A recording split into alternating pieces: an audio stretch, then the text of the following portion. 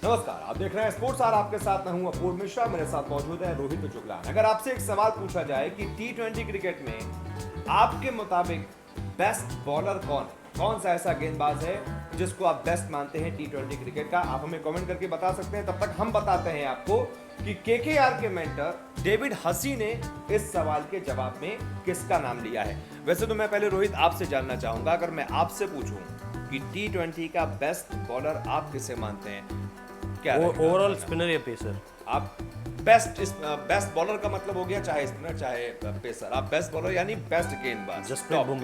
जसप्रीत बुमराह, ठीक है। और अगर केकेआर में माने, क्योंकि केकेआर के ही मेंटर का इस पर सवाल पूछा गया था, तो केकेआर में आप किसे मानते हैं? कि मेरे हिसाब से कुलदीप यादव।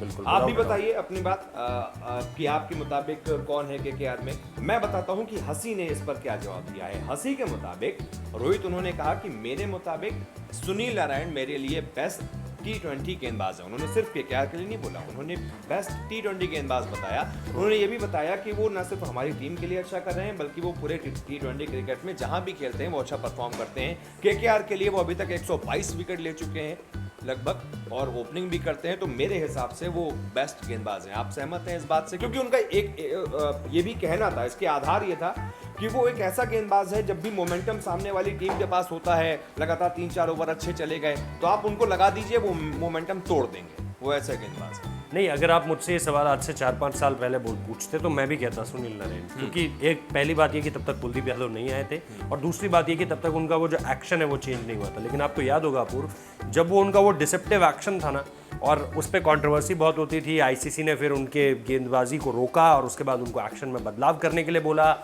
उस नए एक्शन के बाद जब वो आए ना, तो फिर वो कभी वो सुनील नारायण रहे ही नहीं जो वो थे एक समय पे। कि वो जो डिसेप्शन उनके एक्शन में था, कि गेंदों को पढ़ने में बहुत ज़्यादा दिक्कत होती थी, क्योंकि स्पिनर की गेंद का सारा खेल जो है वो गेंद को पढ़ना है, कि अगर बल्लेबाज आपको नहीं पढ़ पा रहा है तो नहीं खेलेगा। आपको याद होगा जनता मेंडिस कैसे आकर उन्होंने भारतीय टीम, हाँ मिस्ट्री बॉलर थे। कुलदीप यादव को भी शुरू में यही कहा जाता था कि यार कब ये चाइनामैन मार देता है, कब ये गुगली मार देता है, पता ही नहीं चलता है। तो ये सारी की सारी चीज़ें थी। तो वो जो डिसेप्शन है ना, वो जब से चला गया ना सुनील नारायण की गेंदबाजी से, उसके बाद वो मुझे उतने एक्स्ट्रा ऑर्डिनरी नहीं लगते। उनकी गेंदबाजी में दम है, बल्लेबाजी उनकी बिल्कुल वो एक ऑलराउंड परफॉर्म करके देते हैं। लेकिन और मेरे हिसाब से उन्होंने, जहाँ तक मैं याद कर पा रहा हूँ, उन्होंने सुपर ओवर का एक ओवर मेड इन निकाला हुआ है। तो ये सारी की सारी चीज़ें हैं जो उनके पक्ष में जाती है। लेकिन मुझे लगता है कुलदीप यादव का जिस तरह से सीजन रहा है, और आईपीएल के लिए जिस तरह से उन्होंने कंट्रीब्यूट किया है केकेआर के लिए, और उसके बाद फिर उन्होंने टीम इंडिया में जिस तरह का उनका परफॉर्मेंस रहा है, हालांकि बीता सीजन आप निश्चित तौर पर कह सकते हैं कि उनका अच्छा नहीं गया, लेकिन अगर आप ओवरऑल उनके करियर को भी उठा के देखेंगे तो मुझे लगता है कि कुलदीप यादव ने भी बहुत कंट्रीब्यूट किया है इस टीम के लिए। यानी केकेआर के लिए आप मानते हैं कुलदीप यादव बेस्ट टी20 गेंदबाज है। बाकी डेविड हसी तो वही कहते रहेंगे, वो कह रहे हैं आंद्रे रसल ही दोहरा शतक लगा सकते हैं, मार सकते हैं। वो ऐसा लग रहा है वो इसीलिए पीआर कर रहे हैं, वो उन्हें पीआर भी चुना गया है। रखा ही, वो मेंटर नहीं है, उनको रखा इसलिए गया है कि अपना पीआर करें, अपनी टीम के अलग अलग खिलाड़ियों का हौसला अफजाई करें, इसीलिए उनको रखा गया पेप टॉक्स के लिए।